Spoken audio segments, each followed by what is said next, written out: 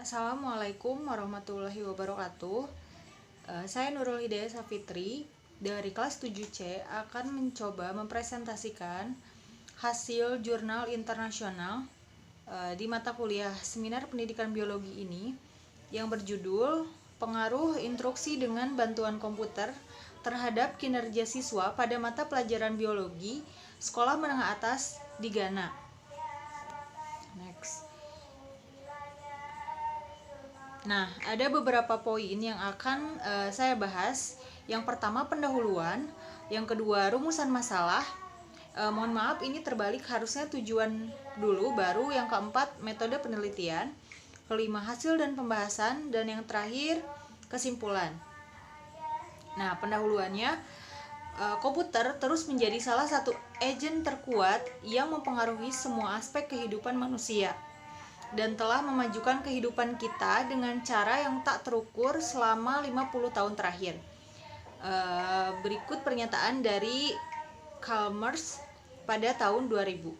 Nah, dalam reformasi pendidikan baru-baru ini di Ghana, melek komputer mulai secara resmi diperkenalkan ke dalam kurikulum lembaga pendidikan pratersier. Hampir semua silabus berputar di sekitar masalah tentang komputer dan tidak banyak wawasan yang diberikan tentang kebanyakan penggunaan komputer. Nah, makalah ini mengambil posisi bahwa upaya untuk menggunakan komputer di negara berkembang seperti pada Ghana ini harus didasarkan pada bukti yang teliti dan benar. Jika negara menginvestasikan sumber dayanya yang langka dalam teknologi, mereka harus dimanfaatkan sepenuhnya. Nah, mereka tidak boleh dibatasi hanya pada kelas pendidikan komputer. Komputer harus digunakan sebagai alat pengajaran di segala bidang gitu. Nah, next.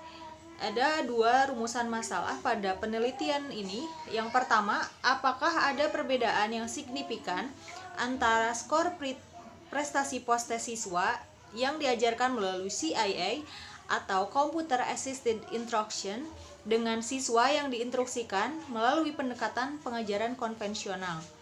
Yang kedua, apakah ada perbedaan yang signifikan antara nilai rata-rata pencapaian pos-tes yang berprestasi tinggi dan berprestasi rendah saat mereka diinstruksikan melalui CIA.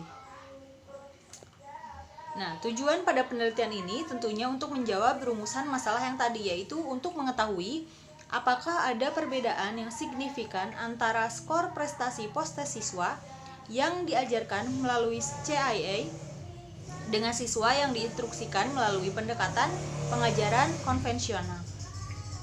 Yang kedua, mohon maaf. Yang kedua,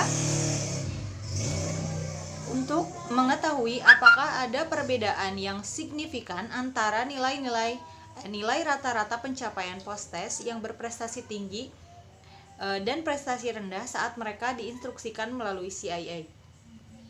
Next.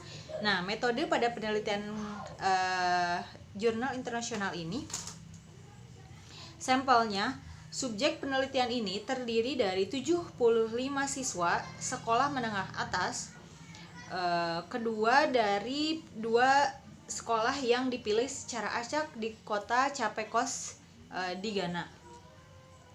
Nah, ada 35 dan 40 siswa masing-masing dalam kelompok eksperimen dan kontrol. Kemudian di instrumen untuk penelitian ini adalah pretest. Mohon maaf, instrumen untuk penelitian ini adalah pretest dan posttest atau butir soal dan wawancara. Dan wawancara semi terstruktur yang dibuat oleh peneliti. Pretest dikembangkan berdasarkan berbagai topik biologi dalam mata pelajaran IPA terintegrasi tahun pertama di sekolah menengah atas. Nah, wawancara semi terstruktur juga menjadi bagian dari instrumen tadi kan. Selain posttest dan pretest, ada juga wawancara semi terstruktur. 9 siswa dari kelompok eksperimen dipilih secara acak, kemudian diwawancarai secara individu oleh peneliti dan pengaruh instruksi dengan bantuan komputer pada mereka. Wawancara tersebut mencakup berbagai masalah sejauh mencangkup CIA dan sudut pandang para siswa. Next, kemudian ada hasil penelitian dan pembahasan. Nah, hipotesis 0 pertama yang diuji untuk post-test tidak signifikan. Pada tingkat 0,05 ditemukan antara rata-rata post-test siswa dalam kelompok kontrol dan kelompok eksperimen tidak ada perbedaan. Nah, dihitung menggunakan tes Demand-Whitney-U. Kemudian hipotesis kedua, tidak ada perbedaan yang ditemukan antara yang berprestasi tinggi dan yang berprestasi rendah ketika diajarkan dengan CIA. Hipotesis ini diuji dengan Mann-Whitney-U. Nah, kemudian ada tabel hasil pengamatan di tabel 1, yaitu hasil dari analisis Mann-Whitney pada skor tes siswa sebelum dan sesudah dari kelompok kontrol dan eksperimen. Nah, dari tabel 1 ini bisa dilihat tidak ada signifikan yang antara nilai pretest siswa dalam dua kelompok ini gitu.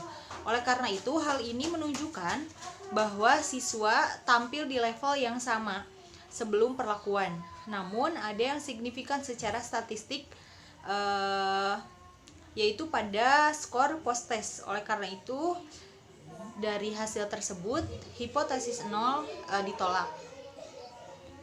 Next, kemudian ada tabel hasil pengamatan kedua, yaitu hasil dari analisis Mann-Whitney pada skor tes siswa berprestasi tinggi dan siswa berprestasi rendah di kelompok CIA.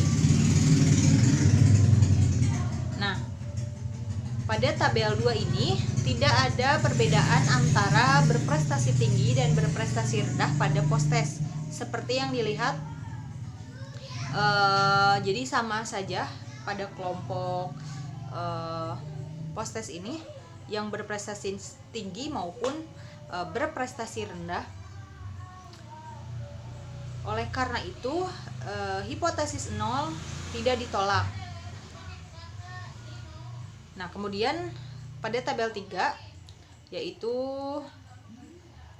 hasil dari analisis Mann-Whitney pada skor tes siswa berprestasi tinggi dan siswa berprestasi rendah pada kelompok kontrol. Nah, namun pada kelompok kontrol, siswa berprestasi tinggi terlihat lebih baik pada pretest dan post-test daripada siswa yang berprestasi rendah.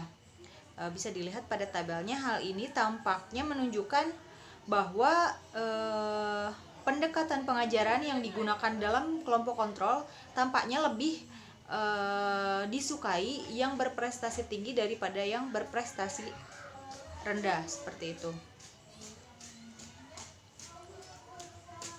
Kemudian pembahasannya, ketika beberapa siswa diwawancarai, komentar seperti mudah dimengerti dan penjelasannya jelas datang dari beberapa siswa. Hal ini menegaskan pengamatan Iba Rondo pada tahun 1984 bahwa siswa menunjukkan mereka bisa belajar menggunakan CIA.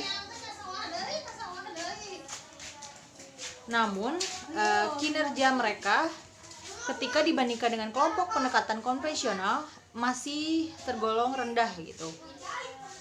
Siswa kelompok CIA sangat luas dengan kemampuannya untuk kembali dan membaca materi lagi. Nah, ini sesuai dengan pengamatan yang dibuat oleh Morel pada tahun 1992 bahwa siswa belajar dengan kecepatan mereka sendiri ketika diinstruksikan dengan CIA. Secara umum, siswa menunjukkan bahwa materinya menyenangkan dan menarik. Respon seperti seru, saya suka ilustrasinya, dan juga menarik datang dari siswa selama diwawancarai. Meskipun mereka mengakui bahwa ini adalah pertama kali mereka mempelajari pelajaran komputer, mereka tetap bersemangat dan menyatakan minat mereka pada materi tersebut. Oleh karena itu, seseorang dapat beralasan bahwa kinerja yang buruk dari siswa dalam kelompok eksperimen setelah diberi instruksi dengan CIA mungkin karena tidak adanya guru yang dapat mereka hubungi jika mereka membutuhkan bantuan. Hal ini dikarenakan siswa dalam kelompok pendekatan konvensional kan diajarkan langsung oleh guru biologi. Nah, guru biologi ini selain mengikuti pembelajaran, kemudian memberikan contoh-contoh yang relevan, dan siswa dalam kelompok tersebut memiliki kesempatan berinteraksi dengan guru dan mengajukan pertanyaan kapan saja mereka mengalami kesulitan, dan hal ini membuat pembelajaran menjadi lebih bermakna seperti itu. Nah, kemudian kesimpulan dari pembahasan yang telah saya paparkan adalah dari hasil penelitian ini dapat disimpulkan bahwa penggunaan CIA tidak lebih unggul dari pendekatan konvensional. Namun, telah terlihat bahwa CIA memiliki kemampuan tersebut untuk meningkatkan kinerja siswa yang berprestasi rendah dalam suatu kelas. Selain itu, dapat disimpulkan bahwa CIA berpengaruh positif terhadap siswa dan bahwa siswa telah menunjukkan minat belajar dengan CIA. Kemudian dengan demikian, dapat dikatakan bahwa CIA dapat memberikan keterampilan baru dalam menggunakan teknologi dan proses pembelajaran. Kemudian ada implikasinya bagi pendidikan sains.